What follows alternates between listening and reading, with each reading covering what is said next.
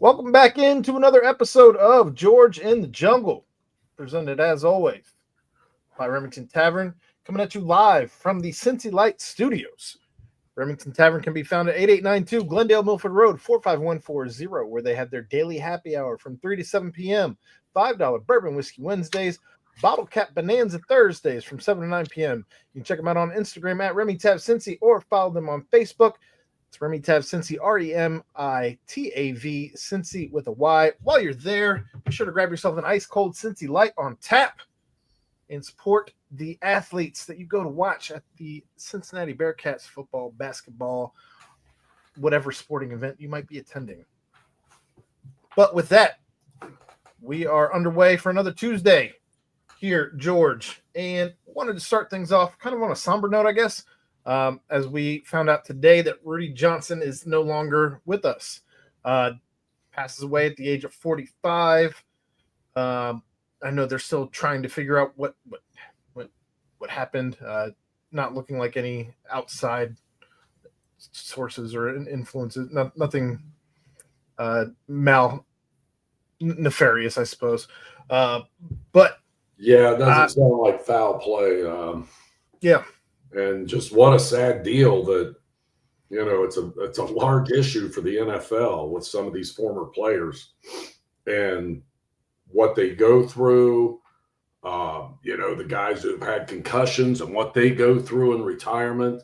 And I don't know what you do, but they got to figure out as much, as much money as the NFL makes and just how big it's become, and it is by far the biggest thing going out there. I wish they could get a little better handle on this. I really do. It's really sad news to hear, 45 years old is way too soon. Yeah, I know. I look back and think after the 90s and the bags on heads and what have you with the fans in the stands and just how terrible the Don Shula years, the Bruce Coslett years, all of that. And then you finally get a resurgence with Carson Palmer, Ocho Cinco, Chris Henry, Rudy Johnson was certainly a big part of that. And just, I don't know that watching Bengals games at some point or another, anytime you hear it, like the T chants now, you can't help but go back to that place where you just heard everybody screaming, Rudy.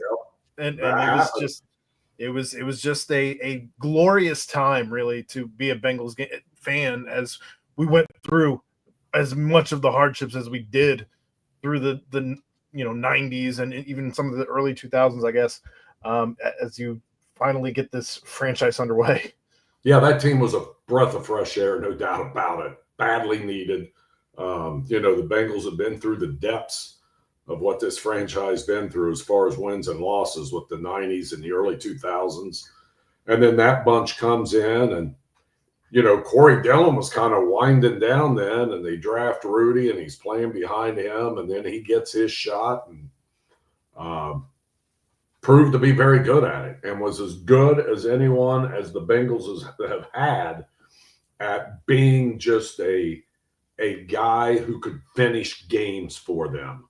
As a running back, you hand the ball and he's going to get you 2 to 5 yards. And after 2 or 3 carries, he's going to have you that first down that allows you to hang on the ball, keep the clock burning.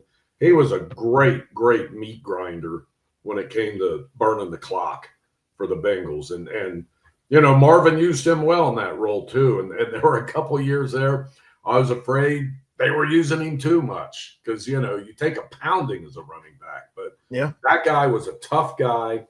He wasn't a loud guy or an overbearing presence. He always seemed to be very pleasant. That's his jersey back there, a signed Rudy Johnson jersey.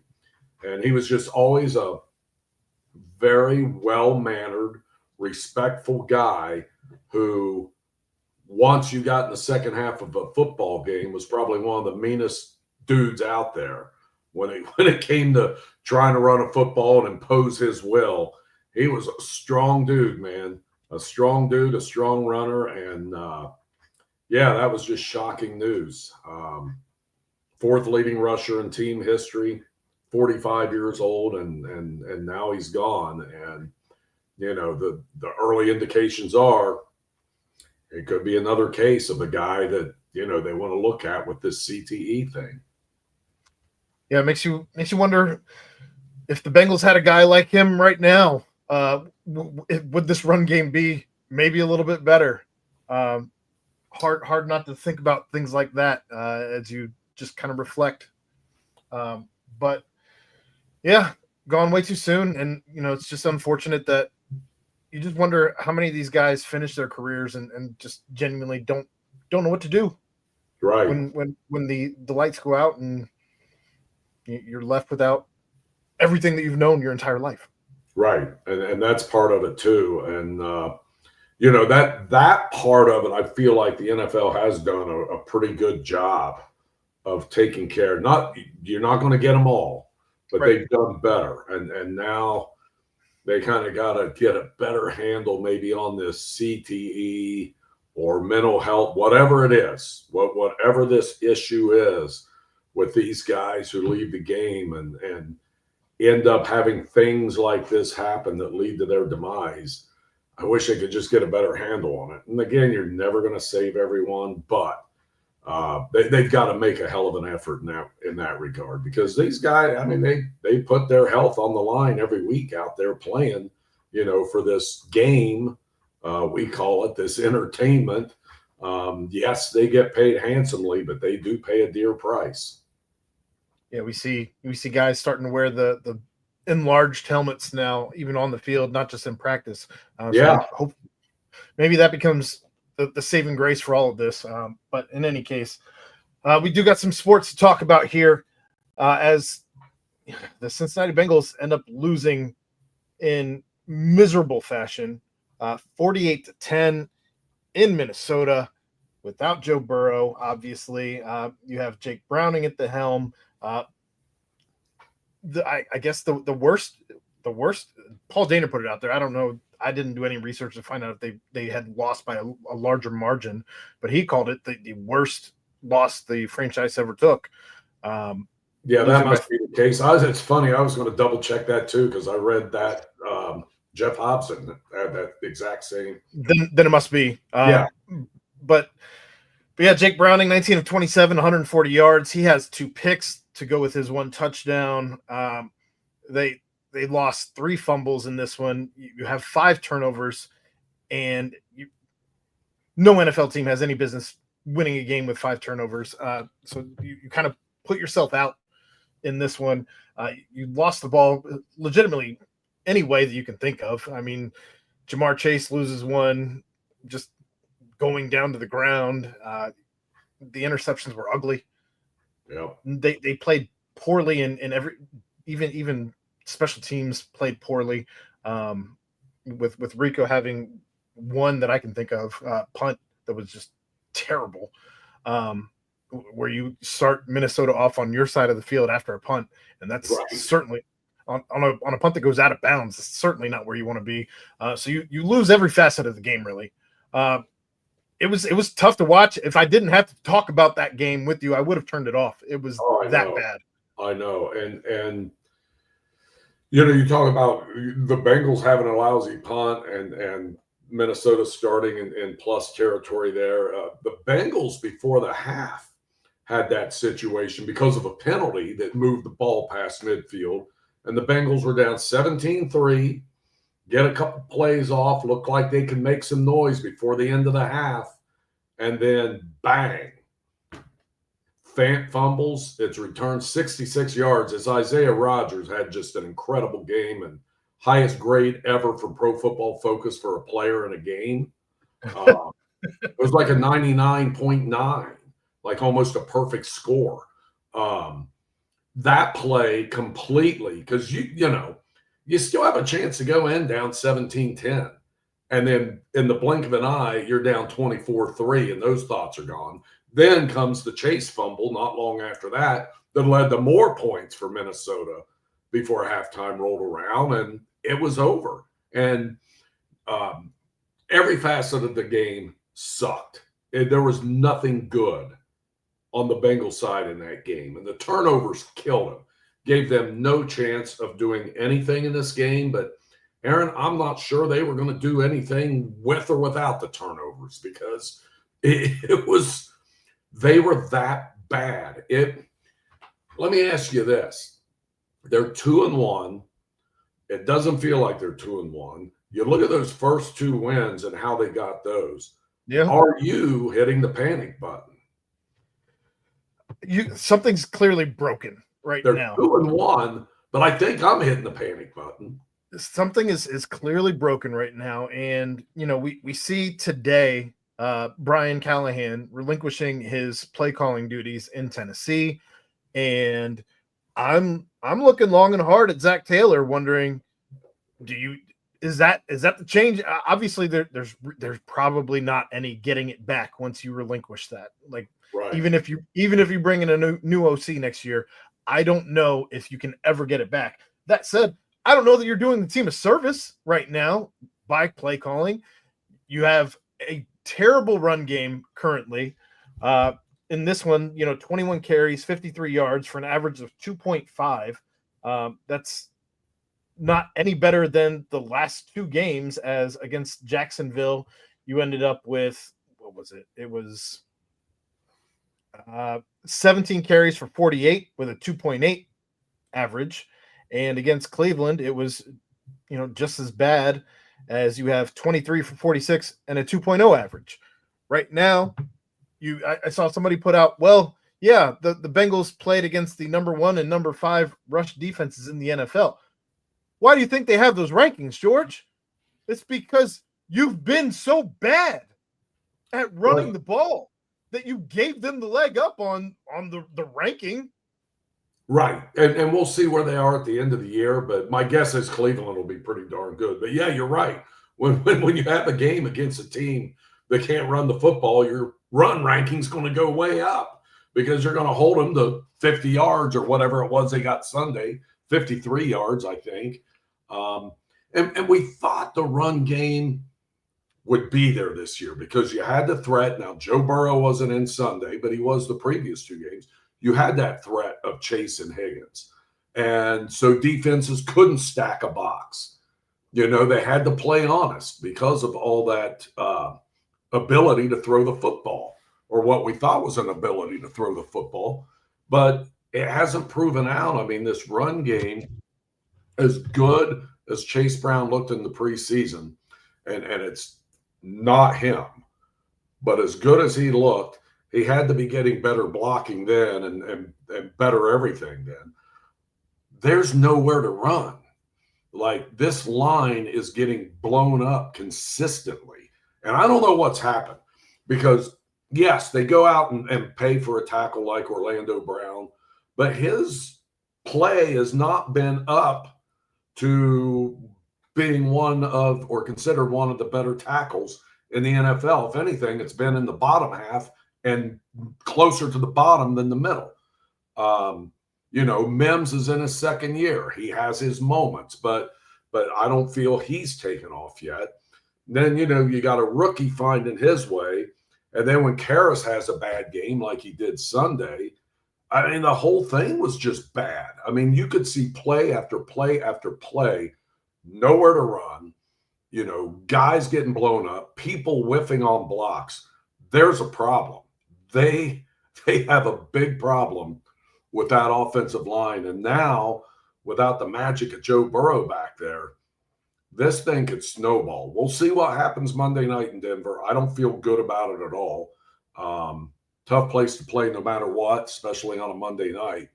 But when you look at the totality, yes, they're 2-1, but we all know you find a way to win, and that's cool. But those were not pretty wins. They were wins, but you felt like they stole them, and then you just go get bushwhacked at Minnesota, the first full game without your horse at quarterback. And this does not bode well. And I don't know I don't know that they can save it this year. And I'm saying that, and they're sitting here 2-1. Yeah, and that's honestly. Does it feel that bad, or am I crazy? It's a little befuddling at this point that they're even 2-1 because of the ways that they've won. Well, the Browns kicker certainly helped, and he had a nice day Sunday. Yeah. Won a game, but he certainly helped in game one. And then somehow, and I'll say this. I was about to say the Bengals defense kind of saved the day against Jacksonville because of that late turnover when everybody was leaving the stadium, and the defense holds them to 3. So they were in position to make a game-winning drive with a touchdown, and they were able to pull it off. And Jake Browning was able to pull it off. And when they did that, it felt like, okay, they're going to be all right. They're going to be able to hold serve till Burrow gets back, if he gets back. But you got 2 wins in the bank already. You're going to be all right. But if that line on the offensive side keeps playing the way it is, and you turn the ball over and put your defense in terrible situations, and 2 of those turnovers led directly to touchdowns, and the defense didn't even get a chance to get on the field, it could be a long season because the schedule is not easy either. I mean, you look at what they have coming up, and it's not a picnic. With the way that the team has been running the ball this season, I guess I'm not surprised because Zach Taylor, believe it or not, has not finished in the top 2/3 of the league since he's been in Cincinnati in the run game. So you can't honestly be surprised at anything going on with the run game. I really thought I just really thought Chase Brown was going to have a pretty big year. Given all now Joe's out of the equation now, so that changes a lot of all that. But Chase Brown's also he's one of 2 players. I believe I read this on Twitter somewhere. But he's one of 2 players that has been hit in the backfield on average at every time he's had first contact.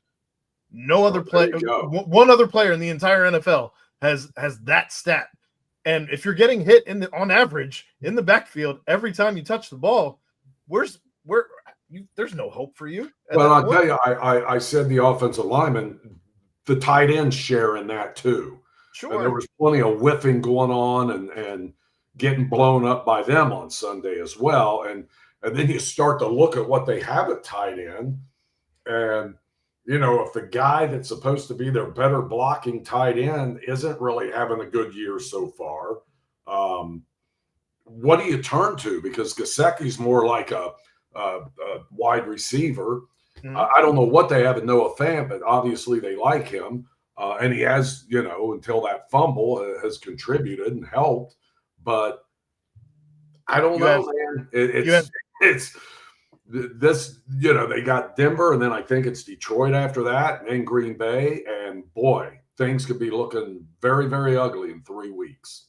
You have Drew Sample, who played with Jake Browning in Washington, that you spent a 2nd-round draft pick on, right? So you can put him out there since you wasted large draft capital on that pick instead of shoring up your offensive line. So I don't know. I hate to keep bringing this up, but every time they pick an offensive lineman, hopefully Mims, changes this. But you think of the guys they drafted in the first 2 or 3 rounds for offensive line, and none of them have helped. Jackson Carman, Billy Price, Jake Fisher, Ogbuehi. Those guys were all taken in the first 2 rounds. Yeah. So I don't know. That's a problem. And that leads to this, it seems like never-ending problem on that line.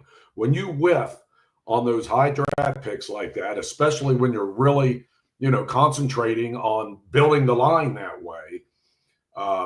Because yes, they did go out and get Orlando Brown. They got Karras, they got Kappa, but it's not like they go out there and spend on the highest price free agent offensive lineman every year.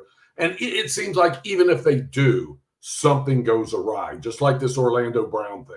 Explain that to me. How does he come here? So then you start thinking, okay, is it the organization? Is it the coaching? Is it? You got to look at all of that.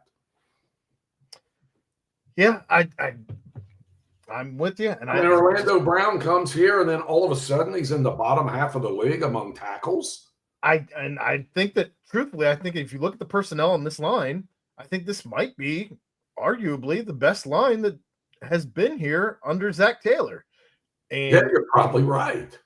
I think that at that point you have to look at the play calling. And if you aren't looking at the play calling, you're probably going to expect much of the same. Everything should be looked at. No stone left unturned. Right. If you're playing this bad. And you're you're blowing this window with Joe Burrow now. Because this year is probably going to go in the scrap heap because he's not going to play and he's going to be 30. So it's like, I don't know, man. What's more important to you? This is what was going to happen on Sunday in Minnesota. I really thought we were going to see a good ball game. And I guess I should have seen it coming a mile away based on the way they just kind of stole those first two. What's more important to you? The head coach who got you to a Super Bowl, 4 seasons ago, or your franchise quarterback who is arguably the best quarterback in the NFL? You got to figure that out because you're blowing that window potentially by keeping the guy at least at the helm calling the plays, if not at the helm in general. They got to work it out. I mean, that should not be off the table. That's for darn sure. I mean, if this season tanks, I think I would have to make a change. Don't let it be missed that Minnesota was also playing with a backup quarterback who, by the way, Carson Wentz, the Bengals brought him in for a workout at one point during this offseason. He could have been here too. So just again, you asked me if I was hitting the panic button. I'm trying not to hit the panic button. I'm hitting it, man. But I think there's a lot of shit that's really broken here, George. A lot of shit that's broken. I feel the same way. That's why I'm hitting the panic button because usually I'm not that way. Like when they were 0-2 last year, I felt a lot better about them than I do sitting here at 2-1 because I figured, okay, they've got all that talent. Burrow's healthy. It's going to work out. And while they missed the playoffs, they did get it worked out and were a team nobody wanted to deal with at the end of the season. And if they found a way to sneak into the playoffs, I feel like they would have been a bit of a factor there and nobody wanted to play them. But they missed out on that. But I feel a lot worse right now this September than I did last September. Well, as you mentioned, the Bengals do go to Denver, where they will take on the Broncos, who right now sit at 1-2. They play Monday night at 8:15. National Spotlight. Can't wait for that. I can't. Well, I can't say I'm looking forward to it, but I'm looking forward to it. I'm curious about what we're going to see. Will they get a bounce back, or is this team as bad as what they looked Sunday, and as maybe disjointed as I feared after those first couple of games? Because things weren't, even when Joe was in there, it wasn't like they were tearing it up offensively. I mean, they're last in the NFL in yards offensively, last in rushing yards, obviously, and 27th in passing yards. I mean, your slot receiver defense, but I think, and I said the defense is the bright spot of the team. And even that's not up to like average it by NFL standards, but they've been put in some really bad spots. Your slot receiver, by the way, has one catch for 12 yards on the entire season on over 120 snaps. That's dreadful. Dreadful. That's totally dreadful. Vegas is super high on Denver for Monday night at 8:15. Denver being favored by 7.5. Cincinnati right now, you can catch them at plus 290 if you feel like setting money on fire. That's what I don't. Me either. That all said, you did mention sneaking into the playoffs, and right now we'll see if the Cincinnati Reds can do just that. Tonight they lose 4-2, but that's because we saw a 5-game win streak snapped against who would have thought Pittsburgh is the team that snaps that. Why? Because we don't play well against Pittsburgh. And who do we have after Pittsburgh? Milwaukee, who we also don't play well against. I don't feel good about any of this, being that these last 6 games are against those teams. You could have had Hunter Green out tonight. Instead, Tito decides to push his start back. He would have been on regular rest, If you started him tonight instead, you don't mess with your rotation and you push him to tomorrow night where he will take on Paul Skeens, who is arguably your NL Cy Young. So I don't feel good about any of this. You needed tonight. And now, of course, hindsight being 2020, you wonder if you should have gone with Hunter Green. That all said. Right. Because, you're facing Skeens tomorrow night. How's that going to go? Hunter better pitch as well as he did in his last outing. That all said, the Mets and Cubs right now are in the 6th, all tied up at 6. Too many sixes for me to feel comfortable about any of that. 6-1. And Arizona plays at 9:40 tonight against the Dodgers. So we'll see what happens there. But as of right now, the Reds are, because the Mets have not yet finished their game, they're a half game back on the New York Mets. So we'll see. It was a fun 5-game win streak. The Reds wait until the end of the season to build their longest win streak of the season. 5 games. That's it. Yeah. That's disgusting. I have no idea how they're in this race. I've written them off probably about 6 different times this season. I don't know what to make of any of this, George. No. They've never ever as a franchise come back this late in the season to take a playoff spot. And now you're wondering, after tonight's loss 4-2, where you were down 4-0 in the second inning. The thing is, and I get the thing about Hunter, but Singer's been pitching well, and he was on the bump tonight. Very, very well. So I felt good about that, and I felt good that they could go out there and get this win. Then you got Hunter against Skeens, which gives you a chance. And here's the other part of the equation that I kind of felt good about the Reds this week. If Milwaukee can get to the point where they clinch that damn home field, because they're close. Yeah. They're 3 games up on, I think, the Dodgers. And so if they can go into that series with home field clinched, they're going to be setting up their rotation for the postseason.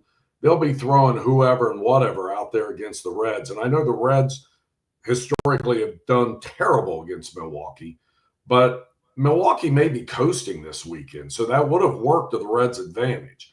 But you kind of got to take care of business and win 2 out of 3 against Pittsburgh to feel good about that at all. Because I remember the Reds going up in 1999.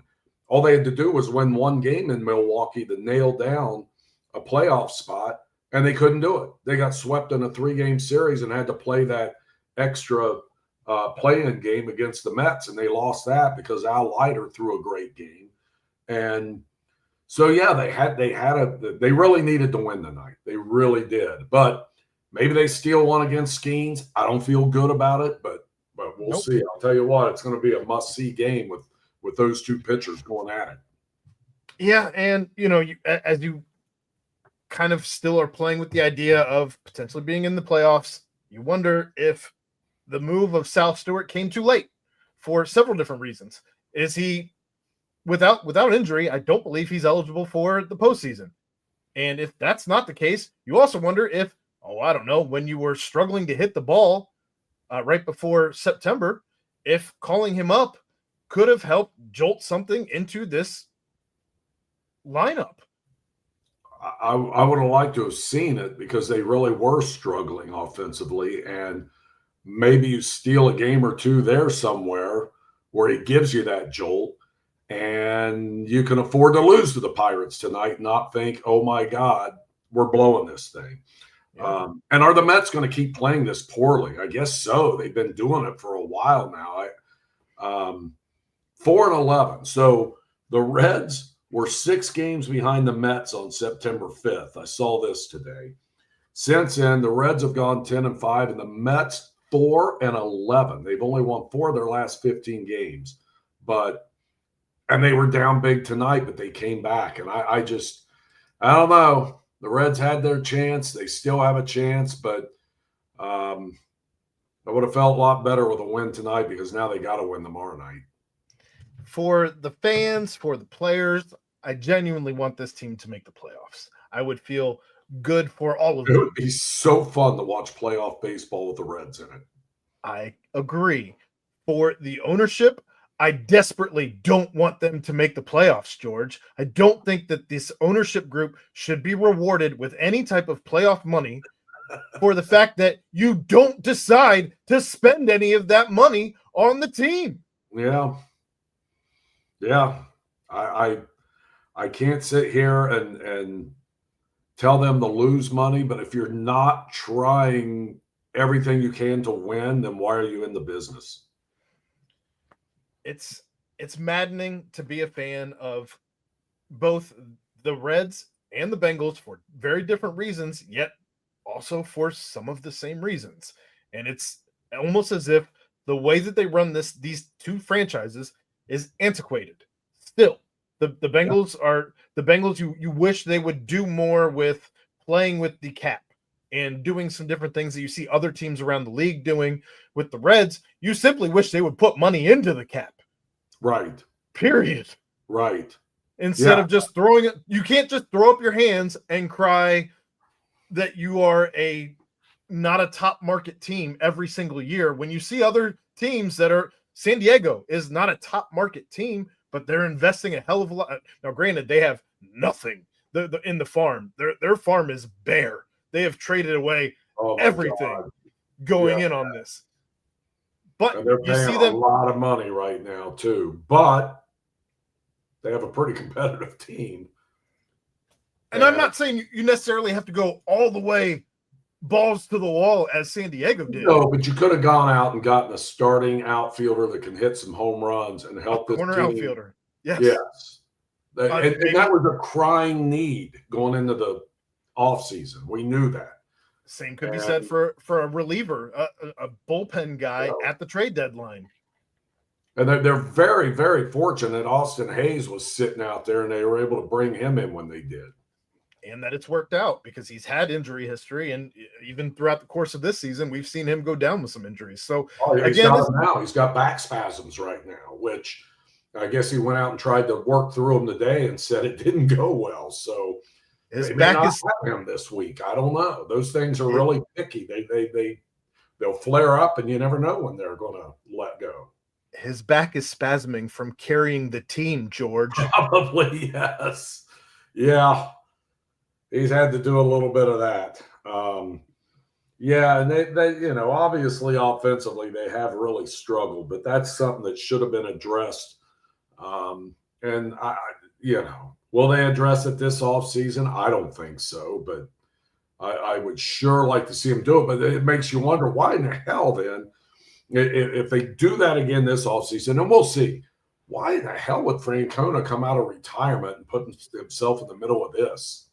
Well, and that you bring up Francona and you wonder why in the hell was Will Benson sitting on the bench for a month, George, when he's now your everyday guy. He's been moved into the 3-hole because he's the only one who apparently can hit that well.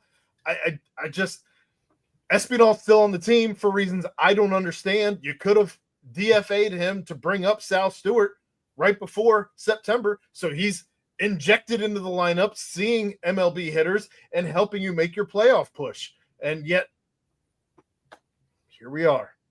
Well, give Tito credit Sunday when he took Abbott out of the game because that was the right move.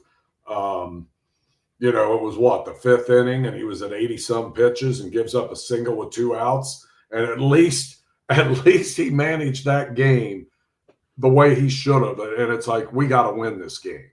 There's no fooling around. There's no, like he left Zach Littell out there last week. And look, he was sailing, but he didn't have anybody up in the 6th inning. And you got to be thinking, we got 5 good innings out of this guy. Is he going to give us much more? Because since he's come over, he really hasn't. So I would have thought maybe that's when you get somebody up. But it's hard because they're trying to save arms. He's not trying, but now you can't. You got to burn everybody. It's crazy. I still have no idea how we're even in this position to be 5 games left and still in the hunt. We'll see. I was really pumped, and when the stuff happened against the Mets and they had that brutal loss, it's like, well, at least they got us to football season. You'd like more, but at least they did that. Now they're back in it. So they're almost getting us to October, late September. But that's not good enough. We knew what the shortcomings were coming in. And it's so strange that they're starting pitching, which is the most valuable commodity in baseball and the most expensive in baseball. And they have that. So you would think, and they have it kind of on the cheap right now. So go out and spend on these other positions, add a couple good, solid veterans, and then you've got this core of young guys, and you've got a chance to do some real damage. And I really don't think they're far away. I just wish they would do it and bring some people in that can help. The Mets have taken the lead 7-6 in the sixth, so we'll see if the Cubs can stave them off. But we'll see. Playoff baseball, whatever. That all said, George, the Cincinnati Bearcats football team this weekend. We see another game after the bye week and after the non-conference. The conference slate is officially upon us as this team travels to Lawrence, Kansas, and will take on Jaden Daniels and the Kansas Jayhawks. And Kansas sitting at 3-1, Cincinnati at 2-1. Kansas right now 4.5-point favorites in this one. This game at noon on Saturday. We talked a little bit about what you expect to see. Listening to Scott Satterfield and today's pressers, sounds like they're expecting to see quite a bit of play action and gadgetry at the line of scrimmage. This team runs the ball really well. Yep. Jaden Daniels, of course, you have to respect his game running, not just passing. He's not ever had more than 400 and I think 40-something yards in his career in a season. Last week he did have almost, I think 69 yards. But you certainly have to respect him being able to take off out of that pocket. The run game, they run people over. They run Saturday. They run people over. They run through tackles. They will make you miss tackling. And Cincinnati, at least against Bowling Green, I don't know that I don't recall it really having a bunch of missed tackles against Nebraska. And against Northwestern State, I'm not considering anything that actually happened in that game to be real. But I thought they tackled well against Nebraska, but there were spots against BG where it was like, oh no, what happened? And that can't happen this Saturday. You also have a team in Kansas that has 12 sacks on the season, although Cincinnati's offensive line has not given up a sack. You wonder if that's coming here this week, as granted, Kansas has played 4 games, so you're only averaging 3 sacks a game, but still, that's something to be concerned about. And we don't know if Dante Corleone is going to be playing. He is listed currently as questionable, and coach said, we'll see. Yeah, and that's a big, big deal for the Bearcats, obviously, because, when you have a team that can run the ball like Kansas, you'd love to have your big guy in there who disrupts a running game like nobody I've seen on this defensive line. So, I really, really hope maybe there's a little gamesmanship going on and he's a little better than questionable, but I'd do it too. I hope he is. But I don't know. We don't know about this injury a whole lot and where he's at, but I hope like heck he is in there. Dingle's going to be back. He'll play. So they're fairly full strength, but Dante would be a big one if he's not in there. So I hope he plays. I have a much better feeling about the game if he does, just as you laid out that running game. And if you can make Daniels a little more one-dimensional, that plays in the UC's favor. But they played very well against West Virginia, hung in there against a pretty darn good Missouri team. That was their one loss. And then, quite honestly, looked pretty good in the other 2 games. I forget who they played, Fresno, and then it was, I think, an FCS school. But defensively, their numbers are really good, too.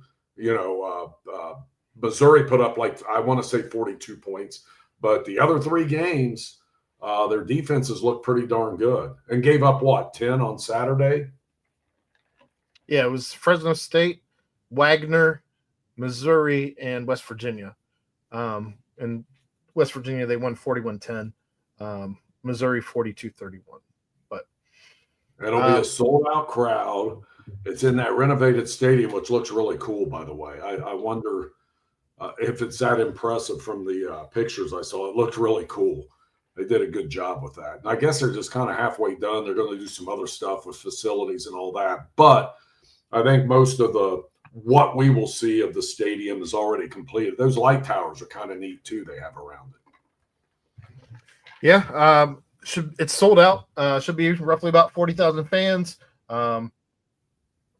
We'll see. I know that the players, when asked today, pretty much gave credit to Nebraska and Arrowhead for preparing them for this, to where they have the silent cadence has already been practiced. It's not a foreign thing that they're just working on now. It's something they've obviously been working on throughout the off season, going into the season, and now here. I don't imagine they've just gotten rid of it, despite playing Bowling Green and Northwestern State at home. No, I would think they'll. I think they'll be okay in that department. What makes me say that is, 3 of those false starts were in the first half in that game against Nebraska, just one in the second half. It seemed like once they got into it a little bit, they started handling it a lot better. And, I'm sure it'll be loud out there, and I'm sure they'll probably have to deal with that. But it's not going to be something they haven't seen before. I think they'll be ready for it. I think it's not going to be something foreign to them. So I think they'll be okay in that regard. I just hope they can slow down that Kansas running game and, maybe surprise us a little bit and get a win on the road that a lot of people aren't thinking they should win, at least the odds makers. Well, what's your gut say as you go into this game? If you had to make a call right now, what's your gut say, George? Oh, God, I'm a sucker. I am a sucker. I am a sucker. I'm going to say Sorsby plays a better game than Daniels, and I'm going to get hung for this because it's going to probably go the complete. Daniels is probably going to have a career day if I say this, so I just won't say it. But, all right. But he looked pretty good last week. Let's see if he, regresses down the average. Well, I would love to see a big day from one Brendan Sorsby. I think that he's due. It's been entirely too long for him to have a big game against a good team. So I'm looking for him to. So you're totally discounting that first quarter against Northwestern State. I just am totally discounting. Yes, I know. I'm discounting that entire game. I'll say if he goes 15 for 15 with 250 yards and 5 touchdowns against Kansas, I'm predicting a win. Hell yeah. Hell yeah. I'd like to see it. Yeah, you gotta figure out a way to win the. It's going to be tough to get out of there with a win, but if Corleone's in and they can just handle the run, because I was surprised how well Kansas runs the ball. But yeah, take care of that and you got a chance. Yeah, figure out a way to win the turnover battle. That's what I would love to see. Yeah. So I think we're on the same page there. It's. I don't know what to expect, but I know I'm going to be entertained early in this game. Hopefully, I won't have. It was funny because I talked about this last week. I'm at the UC game, and my blood pressure didn't have to go up once in that. And then the Bengals game, it was up the whole game. I hope the blood pressure doesn't get too high here Saturday watching this. And this will be, correct me if I'm wrong, but so it's part of that Big 12 package on TNT. And so this will be UC's first TNT game, right? They are on TNT, correct. So Mike Golick Jr. on the call. Hey, I like him. Yeah. Switching gears a little bit though, George, the entire schedule has come out for your men's basketball season. I don't necessarily want to read through all of this, but you have your entire non-con is in Cincinnati. whether it be downtown or on campus or in Norwood. Oh, yeah, it is, isn't it? If you want to consider Norwood part of the city of Cincinnati, they've anyway. But the only games outside of Cincinnati would be Georgia in Atlanta and Clemson in Greenville, South Carolina. But outside of that, every game is in the 5-1-3. Once you start your conference slate, you open up with Houston before traveling to West Virginia, UCF, and then back home against Colorado, Iowa State. The only game that's terribly crazy there, in my opinion, being Houston. We'll see what Iowa State is this year. But and then after that, you do travel to Arizona and Arizona State. I don't know. Schedule day is always a. I know some people get really enthralled with it. For me, it doesn't move the needle a whole lot. Yeah, we knew who they were playing, right, and all that. For the most part, yeah. Yeah. No, I'm with you. Where's that last game? TCU.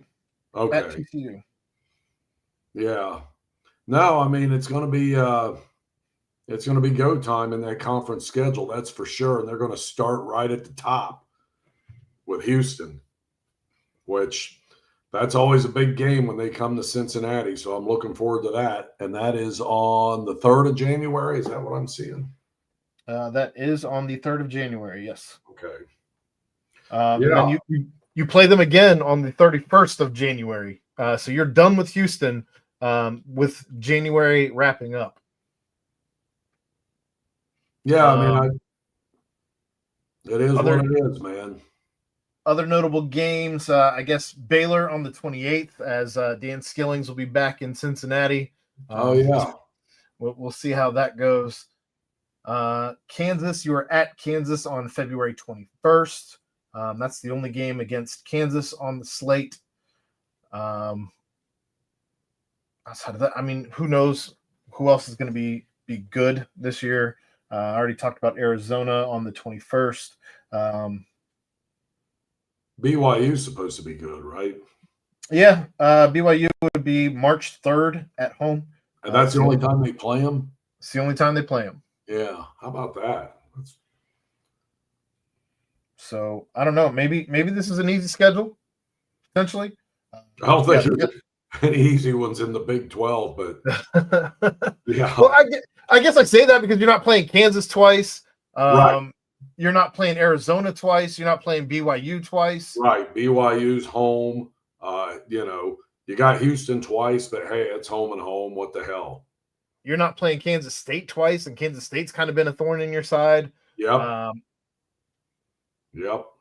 You're not playing TCU twice. So I don't know. I mean, you're only playing Texas Tech once.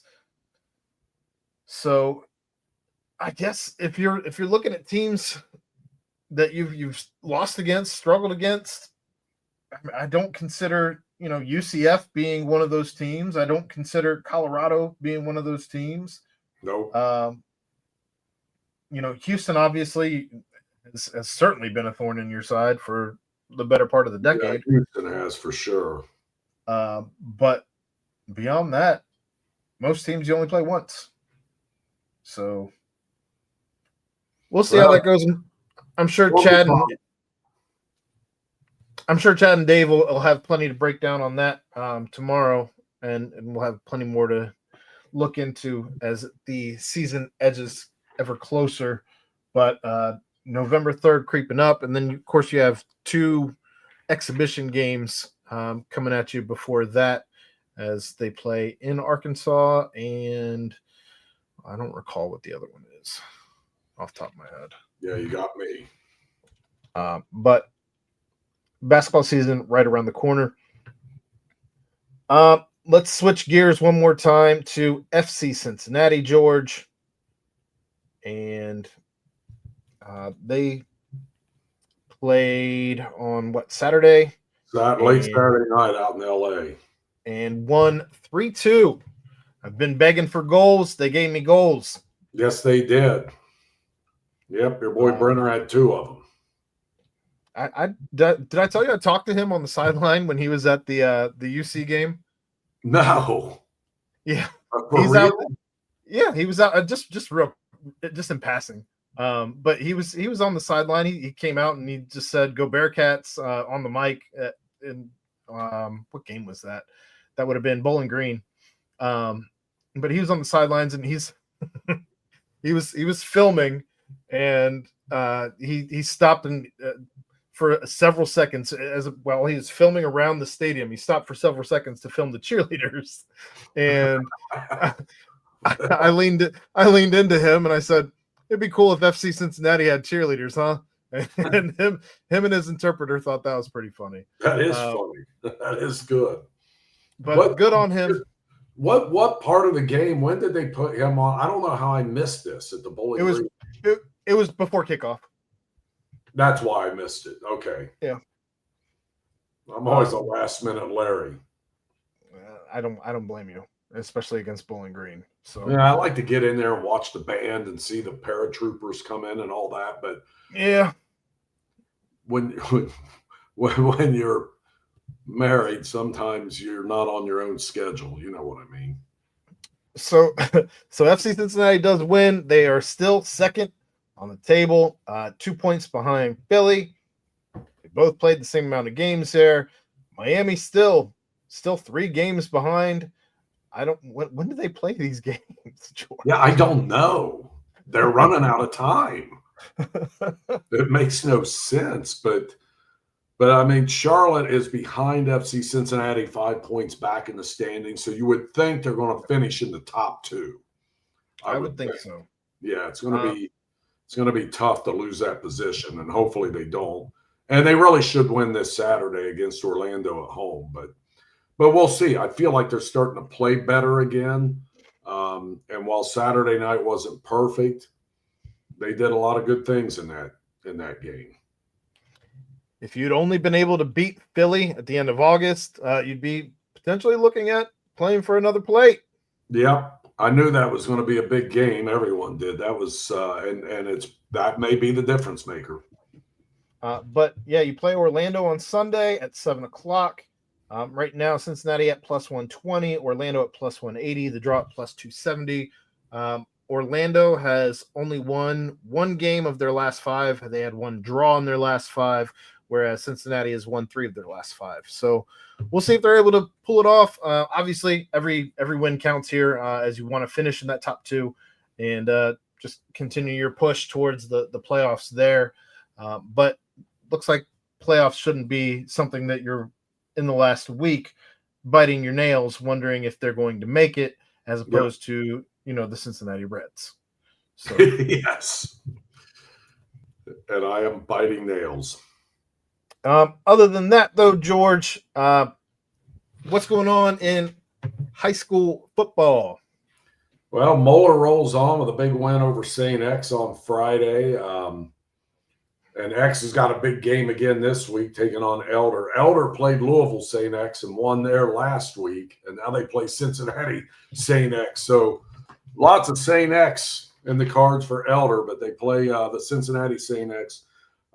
Anderson, I talked about that Anderson Kings game last week. Anderson got the win there, impressive win too. And so the Raptors will be playing Milford this week. Princeton, impressive win over Lakota East.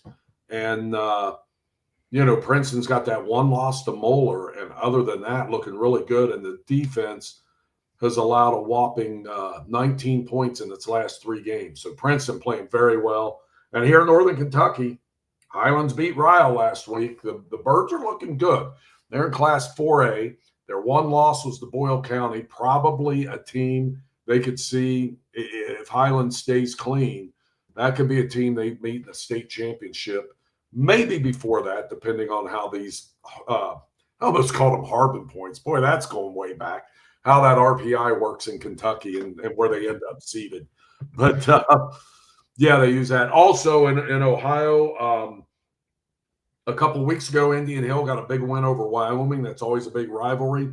But here we go. Here's a fun fact in Ohio football, high school football for you about Indian Hill. They're off to a 5-0 start, coached by John Rodenberg, who used to be Moeller's head coach, won 2 state titles there, won a state title at Covcath, won a state title at Ron Colley in Indiana. So this guy is one of like 2 high school coaches in the country who have won state championships in 3 different states.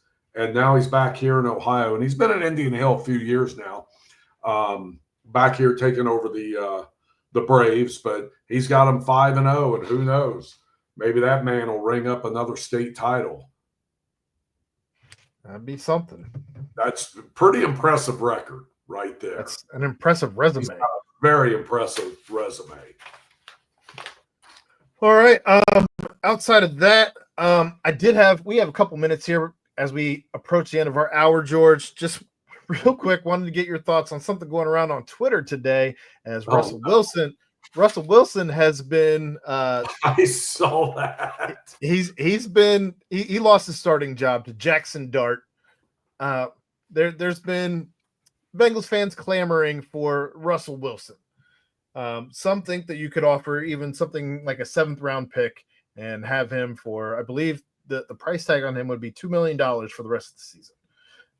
What are your thoughts on bringing in Russell Wilson? It's cheap. I mean, if you believe in him, then I guess you would do it, but I think he's out of gas. I know he had a big game last week, right? Yeah. I know. Massive game. That makes you think. Sure. But my God, he did not look good at all this week. I mean, it was not good. You could make the same case for the guy who's going to be starting this week for the Cincinnati Bengals. I agree. So $2 million is not breaking the bank. In fact, that's highway robbery for a starting quarterback in the NFL. I got to think that probably is a better situation than what Rippon and whatever other guys that you've signed to the practice squad, Mike White, and I'm drawing a blank on the last guy on the practice squad. Yeah, it's Rippon, White, and Christ. Exactly. That's where we're at. Exactly. You know, you got to think about it. I'll tell you what, it would be an un-Bengal-like move, but we'll know they may be hitting the panic button too if they pull that move off, because that would be totally out of character for them. And maybe it's the right thing to do.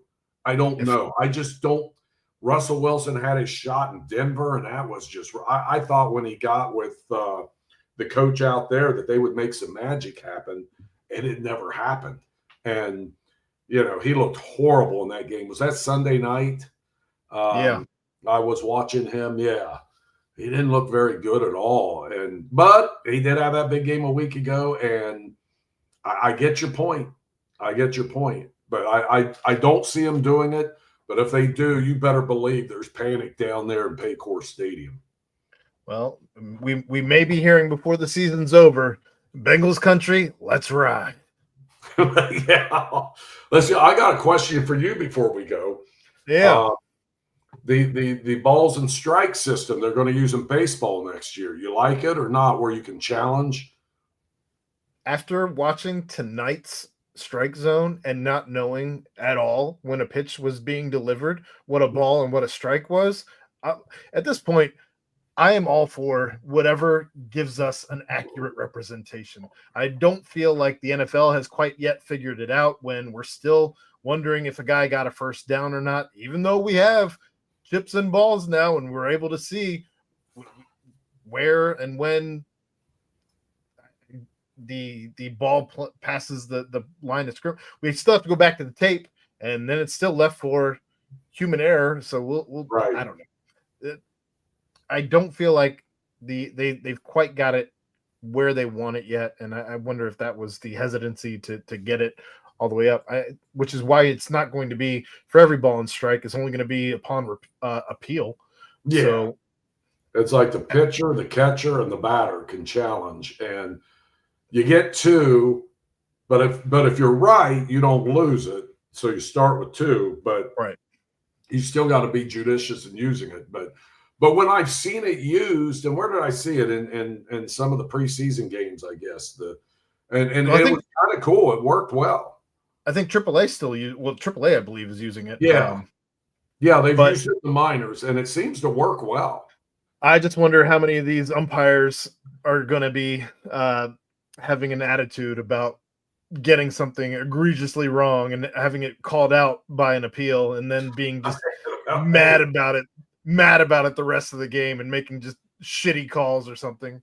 Well, you know, you can go do something else for a living. No one's forcing you to be an umpire. Well, in any case, that's going to wrap things up here on George in the Jungle. As always, be sure to grab yourself a Cincy Light ice cold on tap at Remington Tavern, Yes. where you can find it at 8892 Glendale Milford Road, 45140, where they have that daily happy hour from 3 to 7 p.m., $5 bourbon whiskey Wednesdays, bottle cap bonanza Thursdays from 7 to 9 p.m. You can check them out on Instagram at RemyTavCincy or follow them on Facebook. But for George Vogel, I'm Aaron Smith. We'll be back here next Tuesday at 9 o'clock p.m. to discuss all of your Cincinnati sports. Thank you, Aaron.